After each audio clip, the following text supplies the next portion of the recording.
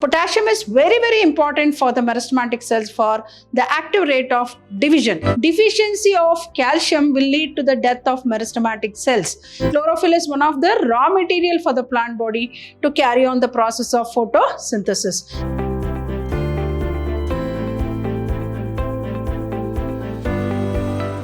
Hello everyone, welcome back to session 2 of this interesting chapter called Mineral Nutrition. Myself, B. Shobharani from the Department of Biology, Vidyashram Pre-University College, the Temple of Excellence. Hope you remember in the last session we started off with mineral nutrition. As we all know, minerals are very important for the plants, for their growth, for their development and for reproduction. So the deficiency of these minerals in the plants may cause many disorders in plants, where we classify the minerals into macronutrients and micronutrients. So we were discussing about some of the important minerals and their functions in the plant body. Moving on to the remaining minerals, which are very important for the plant body for its growth, development and for reproduction. Moving on to the next very important mineral, that is potassium. As we all know, the macronutrients include carbon, hydrogen, oxygen, nitrogen, phosphorus, potassium and sulfur, and micronutrients include iron, copper, zinc, boron, chlorine, chloride, then manganese, then molybdenum and nickel. So one of the macronutrient is potassium. So it is a macronutrient.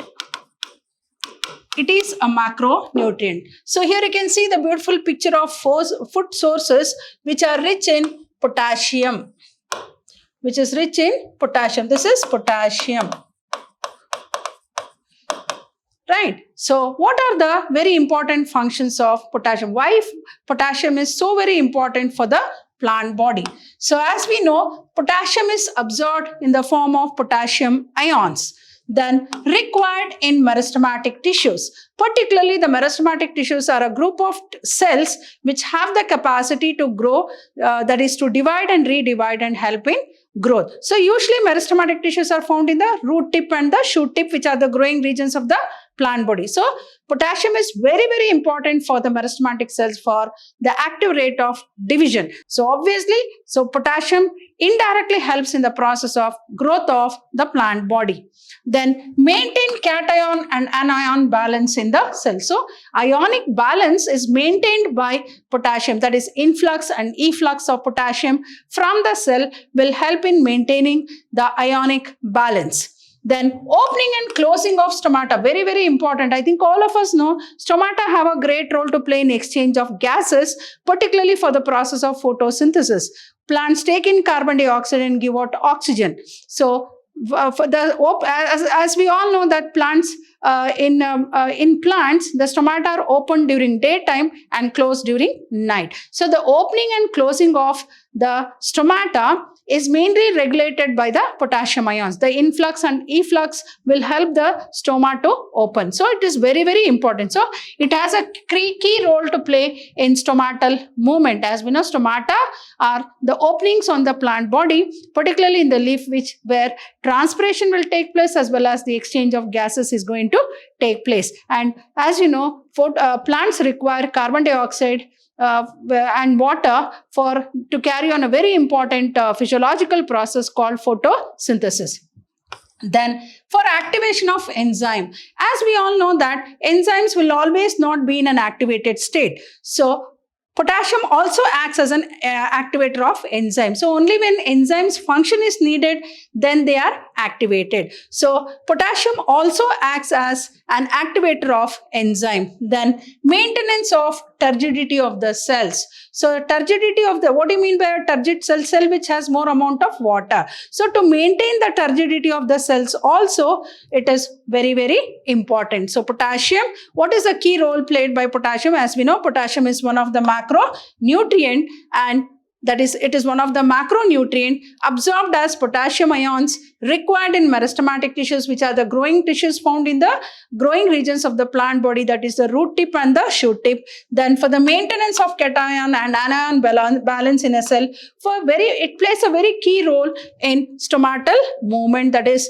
opening and closing of stomata is regulated by the potassium ions. Then activation of enzymes, so it is an activator of enzymes. So then maintenance of the turgidity of the cells. Moving on to the next very important macronutrient, that is calcium. Now let us understand, here you can see the sources of food which are rich in calcium.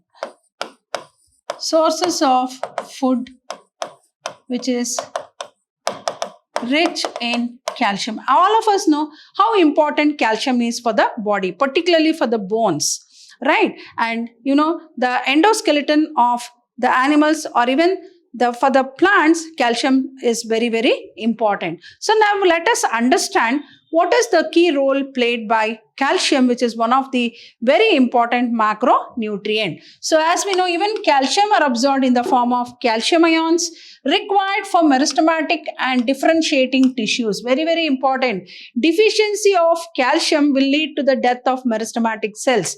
We all know how important meristematic cells are for a plant body, because they are the cells which are responsible for repeated mitotic cell division, which help in increasing the number of cells, thereby helping in growth. So the deficiency of calcium is definitely going to affect the meristematic cells. So required by meristematic and differentiating tissues. As we know, the meristematic cells will repeatedly undergo mitotic cell division, form more number of cells, and these cells are differentiated. That is, cells group into tissues, tissues into organs. For differentiating the tissues also, calcium is very important. Used in synthesis of cell wall,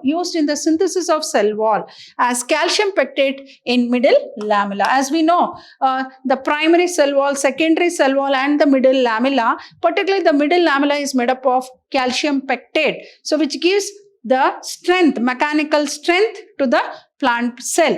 So used in synthesis of cell wall, particularly as calcium pectate in middle lamella. So the turgidity and the strength of the cell is mainly responsible for because of the presence of calcium pectate required during the formation of mitotic spindle. Very, very important. During the process of cell division, the mitotic spindle is very important for the movement of the chromosomes to the two opposite poles, and that is made possible by the calcium. Next, involved in normal functioning of cell membrane. So they are also very important in the normal functioning of the cell membrane. Then they activate certain enzymes. Just like potassium, even calcium also activates certain enzymes. As we know, enzymes will always not be in an activated state. So during the process of the enzyme activity, when their function is needed, they are activated. So that is also made possible by calcium. Next, important role in regulating metabolic activity. So most of the metabolic activities are regulated by calcium. So the deficiency of calcium will lead to irregular cell division and ultimately to the death of meristematic cells. As I said, meristematic cells are so very important for a plant body, for the growth of the plant body. So deficiency of calcium is definitely going to cause irregular cell division and ultimately the death of meristems. So I repeat, so what is the role played by calcium, which is one of the macronutrient absorbed in the form of calcium ions required by meristematic and differentiating tissues, used in synthesis of cell wall, particularly as what? Calcium pectate in middle lamella, required during formation of mitotic spindle, involved in normal functioning of the cell membrane, activate certain enzymes, then important role in regulating metabolic activity. Moving on to the next very important macronutrient, that is magnesium. Magnesium, here you can see the beautiful picture of the food sources which are rich in magnesium. Now let us understand how important this magnesium is to a plant body. As we know, again, magnesium is also absorbed in the form of magnesium ions, and they activate enzymes of respiration and photosynthesis. So they activate many enzymes which are involved in the process of cellular respiration as well as photosynthesis. Both these two very important physiological processes. In both this respiration and photosynthesis, there is a series of chemical reactions taking place, and all that is mediated by the magnesium. Then it is involved in the synthesis of DNA and RNA. Very, very important. We know DNA and RNA are nothing but what? Nucleic acids. Nucleic acids. So for the synthesis of these nucleic acids, namely DNA and RNA, magnesium is very, very important. And as we know, nucleic acid, DNA acts as a genetic material, and RNA is very much involved in the process of synthesis of protein, right? Like for example, in some prokaryotes, it also acts as a genetic material. So it is very much involved. Magnesium is involved in the synthesis of nucleic acids, namely DNA and RNA. And very important is, it is a constituent of chlorophyll. So it is the constituent of the ring structure of chlorophyll, which is a very, very important photosynthetic pigment.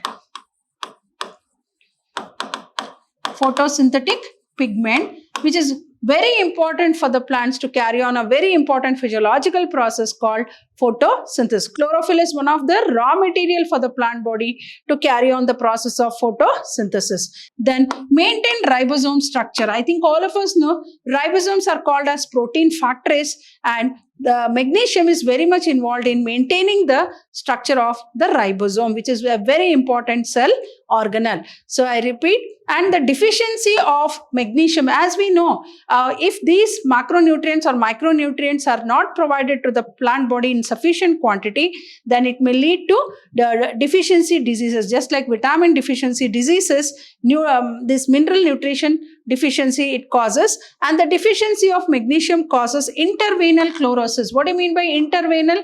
In between the veins. Veins means what? Veins which carry xylem and phloem. Chlorosis, all the chlorophyll material that is found in the particularly in the interveins get it is chlorosis means what? Death of chlorophyll. Then on large scale. So deficiency leads to what? Intervenal chlorosis on large scale. So I repeat, magnesium is one of the macronutrients absorbed in the form of magnesium ions, activates enzymes of respiration, photosynthesis, involved in the synthesis of DNA and RNA. Then it is one of the constituent of the ring structure of chlorophyll, maintain ribosome structure, and the deficiency causes what? Intervenal chlorosis on large scale. Moving on to our next very important macronutrient,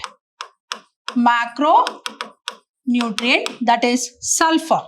Sulfur, here you can see, that is the mushrooms which are very much rich in sulfur. Sulfur is also absorbed in the form of sulfate ions present in two amino acids, namely cysteine and methionine.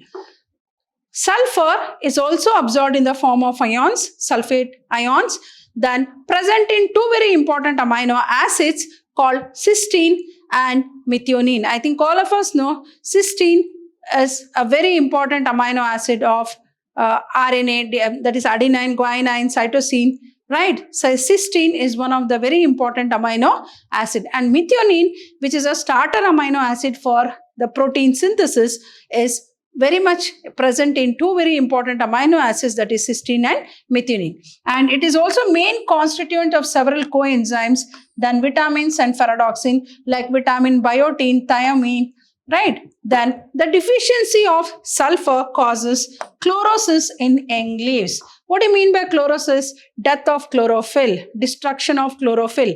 As we know, chlorophyll is very important for the plant body for the process of photosynthesis, and particularly the deficiency of sulfur causes chlorosis in young leaves. So I repeat, sulfur is also one of the very important macronutrient to the plant body, which is absorbed in the form of sulfate ions present in two amino acids, that is cysteine and methionine.